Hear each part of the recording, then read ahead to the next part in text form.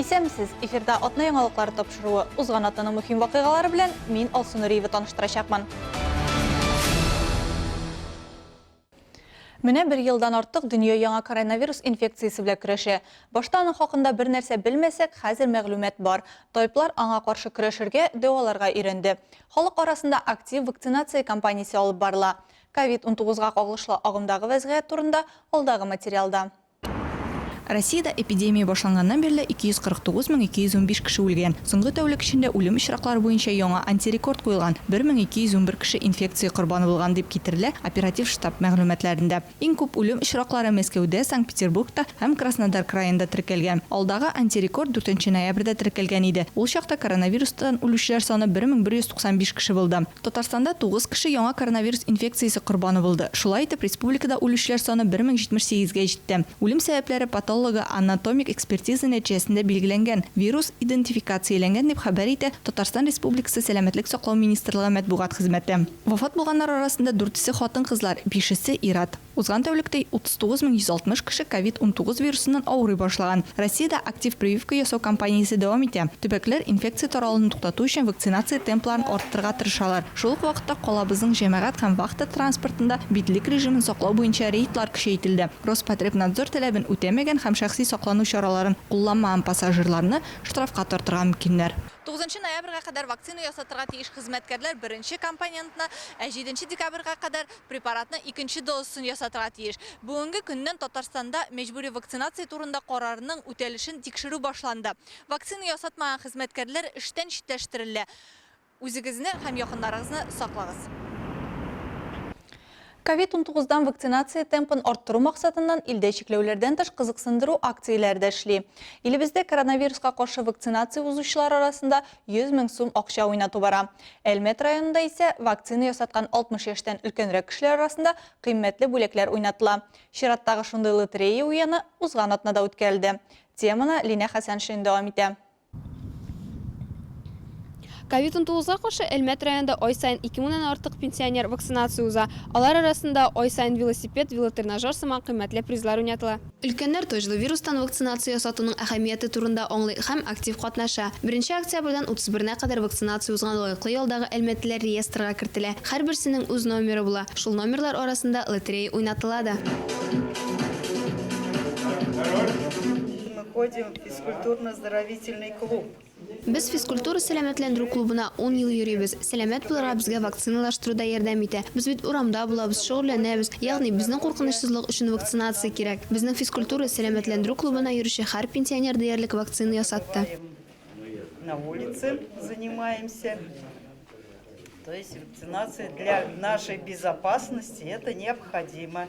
Исегезгә төшерәбез, 1 тапкыр 60 яшьтән өлкән булган пенсионерлар арасында спорт инвентарен уйнату август айында паркта узган иде. Ул вакытта июльдә COVID-19-га каршы вакцинация узган 2219 кеше арасында скандинав йөрүшле 5 пар таяк, тренажер, велосипед уйнатылды. Вот этот розыгрыш тоже приносит большую пользу. Ну, что хочется сказать. Менә бу лотереяда зур файда китерә. Өлкән кешеләр үз сәламәтлекләре үз кулларында икәнне аңласыннар иде дигән теләк. Һәм алар моны аңлый башладылар. Башта 1000, 2000 иде, октябрь айында 3760 яшьтән узган кеше ясаткан. Бу бик шәп. Әйдәгез алга таба да шулай дәвам итик. 507 привитых ветеранов за октябрь месяц. Это замечательно. Давайте так будем дальше держать. Бу юлы да лотерея уенына килүчеләр санаулы гына иде. Вакцинация узуга карамастан өлкән буын вәкилләре саклануга җитди карый һәм сәбәпсез өеннән чыгарга тырышмый. Армия хезмәтен үтү патша Россиясендә гади халыкта гына түгел, дворяннарда да олы дәрәҗәдә саналган. Советлар Союзында да солдатта булган ирләргә аерата хөрмәт һәм дан булган.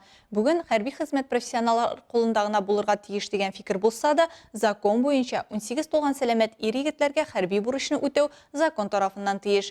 Узган атнада Әлмәтебез үзенең 26 ир-егетен олы һәм дәрәҗәле юлга озатты.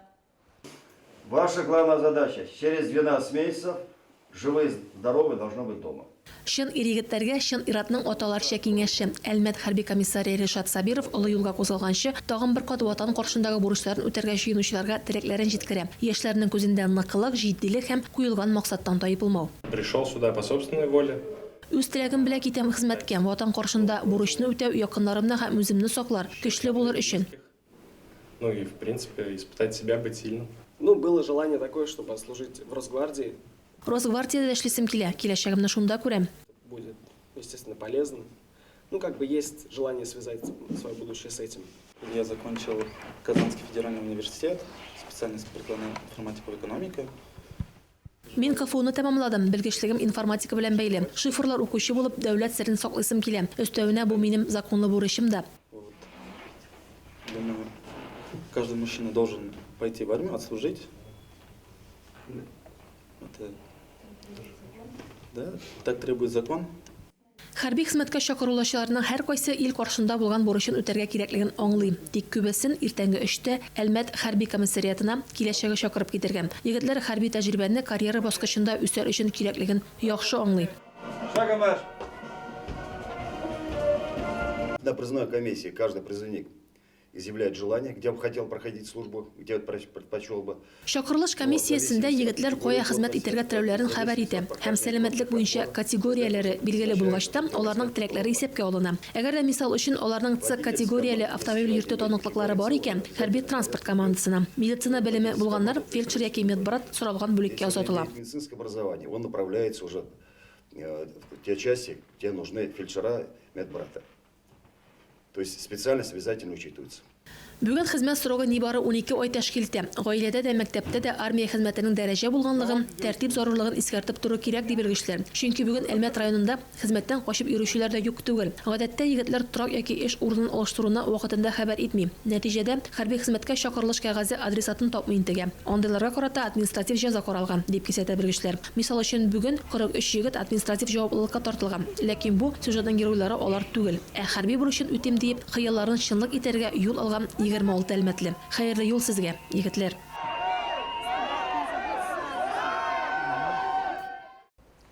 Азнакай районында да хәрби хезмәткә көзге чакырылыш дәвам итә. Егетләрне армия сафларына тантаналы төстә озатуда район башлыгы Марсей Шәйдуллин да катнашты. Теманы махсус хәбәрчебез Эльмира Шәрифуллина дәвам итә. Команда противников, равняйсь. Смирно, равнина, середину. Якыннарын солдат хезмәтенә озату өчен хәрби комиссариатка егетләрнең әти-әниләре, туганнары җыйналды. Хәрби комиссар Рәдиф Камалиев аларга барлык азнакайлылар исеменнән изге теләкләрен җиткерде. Это те ребята, которые прошли все испытания, которые прошли медкомиссию. Булар барысы да комиссия үткән, барлык сынауларны, әңгәмәләрне үткән егетләр. Хөрмәтле әти-әниләр, сезнең улларыгыз армия хезмәтен үтәргә лаек. Барысы өчен дә сезгә дә зур рәхмәтемне җиткерәм. Уңышлар сезгә, егетләр. Красивые. И думаю, что будет все хорошо. Рахмат сезгә. Удачи вам, ребята. Через 12 лет все здесь. Имам Хатип Азат хәзрәт әйткәнчә, дуга белән башланган юл уңышлы булыр. Армия хезмәте җаваплы чор. Шуңа күрә гаскәри хезмәткә сәламәт, ныклы, чыныккан егетләр сайланып алына. Район башлыгы Марсей Шәйдуллин булачак солдатларга, аларның әти-әниләренә рәхмәт әйтеп, егетләргә истәлекле кул сәгатьләре тапшырды. Азнакай егетләре уңышлы хезмәт итеп, туган якларына исән-имин әйләнеп кайтсыннар. Дәүләт автоинспекциясының Әлмәт бүлекчәсе агымдагы елның 10 аена йомгак ясады. Бу чорда Әлмәт һәм Әлмәт районы территориясендә 113 юл транспорт һәлакәте теркәлгән. Аларда 9 кеше, шул исәптән 2 бала һәлак булган. 147 кеше, шул исәптән 11 бала төрле дәрәҗәдәге тән җәрәхәтләре алган. Чагыштыру өчен 2020 елның шул ук чорында 119 юл транспорт һәлакәте булган. 18 һәлак булган һәм 149 кеше җәрәхәтләнгән. Теманы Олия Бәйрәмалова дәвам итә. Дәүләт автоинспекциясе мәгълүматлары буенча юл транспорт хәрәкәтләренең төп сәбәпләре транспорт чараларының машиналар йөрү өлешендә урнашу кагыйдәләрен бозу, юл йөрү чиратын үтәмәү, җәяүләр кичү кагыйдәләрен бозу, каршы як полосага чыгу. Шулай ук руль артына исерек хәлдә утыручылар да бар. На сегодняшний день с начала 2021 года Бүгенге көндә Әлмәт районы территориясендә 561 исерек килеш транспорт чарасы белән идарә итү очрагы кисәтелгән. Хәзерге вакытта алкоголь кулланып руль артына утырган кешеләр катнашында 12 юл транспорт һәлакәте теркәлгән. Аларда 2 кеше хәлак булган, ә 18 тән җәрәхәтләре алган. погибло и 18 получили телесные повреждения. Әмма иң күп зыян күрүчеләр җәяүлеләр. Мондый фаҗигада юл йөрү кагыйдәләре үтәмәгәндә килеп чыга ди белгечләр. Дәүләт автоинспекциясе машина йөртүчеләрне һәм җәяүләрне бик игътибарлы һәм сак булырга, юл хәрәкәте кагыйдәләрен тайпылышсыз үтәргә чакыра. Отдел ГИБДД, отдел МВД России по Альметьскому району в преддверии резкого изменения погодных условий призывает всех участников дорожного движения быть крайне внимательными на дорогах. Әлмәт районы буенча Эшке эшләр министрлыгының юхиди бүлеге һава шартларының кискен үзгәрүе сәбәпле юл хәрәкәтендә катнашучыларның барысында юлларда игътибарлы булырга чакыра. Автомобильләрне кышкы сезонга хәзер үк әзерли башларга киңәш итәбез. Автомобильнең техник торышына игътибар итәргә, ут приборларын төзеклеген тикшерергә. Необходимо воздержаться от резких перестроений из ряда в ряд и совершения других маневров, не убедившись в их безопасности. Также не стоит забывать о необходимости соблюдения дистанции бокового интервала между транспортными средствами. В обязательном порядке в любое время дня и ночи нужно передвигаться на автомобиле с включенными внешними световыми приборами, а в непогоду обязательно использовать противотуманные фары. Көзгө шыр җитү белән машина йөртүчеләргә генә түгел, җәяүләргә дә аеруча сак булырга кирәк. Якты көн кими, явым-төшем һәм томан шулай ук юлларда күренешне киметә. Дәүләт автоинспекциясе җәяүләргә киемдә яки сумкада яктылык кайтаргыч элементлары кулланырга тәкъдим итә. Моннан тыш, тротуардан гына хәрәкәт итәргә, юл йөрү өлешен җәяүләр кишүеннән генә чыгарга һәм алдан куркынычсызлыкка инанырга киңәш итә. Куркынычсызлык термины юлларда гына түгел, шәхси милек өлкәсендә дә кулланылырга тиеш. Сүз кабат кыргалдарлар турында. Әлмәттә соңгы атнада гына да бер юлы берничә кеше җиңел акча эшләүчеләрнең корбаны булып полициягә мөрәҗәгать иткән.